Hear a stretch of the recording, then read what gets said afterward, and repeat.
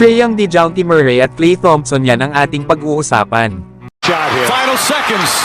Bryant for the win. Bang! Naku Atlanta Hawks, inaasahan naman na mamimili sa pagitan nila Trae Young at DeJounte Murray pagdating ng 2024 off-season. Pakiramdam kasi ng Atlanta Hawks ay wala na ring nangyayari sa kanilang kupunan sa pangunguna ng dalawa nilang point guard. Kaya naman ay possible na nilang i-trade ang maaalinman kana DeJounte Murray at Trae Young. Na dito ay dapat nang magdesisyon ng Atlanta Hawks. Lalo at marami ang nakaabang na makuha ang kanilang player, lalo na itong si Trae Young. Ang maganda daw kasi kapag trade ng Atlanta Hawks ang maalinman sa kanilang dalawang point guard, ay makakapag-retol at reshape na daw sila sa nag-e-struggle nilang kupunan. Na kapag si Trae Young daw ang trade ng Atlanta Hawks, ay mawawala daw ang kanilang identity pero makakakuha naman daw sila ng sobrang kapalit.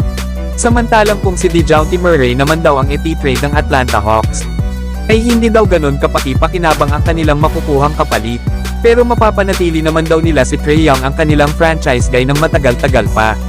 Na kahit sino naman daw ang piliin ng Atlanta Hawks ay panigurado na magkakaroon ito ng impact sa kanilang kupunan. Kaya malaki ang pagkakataon ng Lakers ang makuha ang maaalinman kana Trae Young at DeJounte Murray pagdating ng off-season. Nabukod naman sa dalawang point guard ng Atlanta Hawks, ay usap-uusapan naman ngayon itong si Klay Thompson, na hindi na nga sigurado ang pagbabalik nito sa Golden State Warriors. Unless na nga lang daw kung may himalang extension na mangyayari. Kaya naman ayon pa sa bagong report na lumabas at susubukan daw ni Klay Thompson ang free agency sa darating na off-season. Na ngayong taon sa kanyang huling kontrata sa Golden State Warriors, ay meron pa itong $43 million. Kaya ang tanong na nga lang daw dito ay magkano ang kontrata na pwede ibigay kay Klay Thompson para tuluyan na itong makuha ng ibang kupunan. Na possible pa kasi ito bigyan ng Warriors ng extension pero sa mas mababang halaga na nga lang daw at hindi na katulad ng dati. Nasa pananatili nga nito sa Golden State Warriors ay 4 na beses niyang tinulungan ang kanilang kupunan para manalo ng 4 na championship simula 2015 hanggang sa taong 2022. Naging all-star nga rin ito ng 5 beses sa pananatili niya sa Warriors at isa rin sa mga pinakamahusay na sharpshooter na naglaro sa NBA. May edad nga sa ngayon si Klay Thompson na 34 years old. Na may 42% shooting naman ito sa field at 37% naman beyond the arc. At ang mga kupunan nga na interesado na makuha ito ay ang mga kupunan ng Los Angeles Lakers, Los Angeles Clippers, Miami Heat at Orlando Magic. Na kapag pinili niya nga ang Lakers ay bagay ito kasama ni LeBron lalo at kailangan nila ng spacing sa floor. At dito sakto ang skill ni Klay Thompson na isang catch and shoot player. Lalo at mahusay na passer itong si LeBron James. Na lumaki nga ring isang Lakers fan itong si Klay Thompson.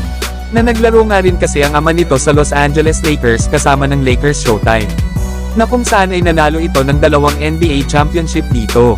Kaya may basehan kung Lakers ang piliin ni Klay Thompson basta tama lang ang halaga sa kontratang ibinigay sa kanya. At kung Los Angeles Clippers naman ang piliin ni Klay Thompson, ay makakabuo sila ng isang super team kasama nila Russell Westbrook, James Harden, Paul George at Kawhi Leonard sa isang kupunan.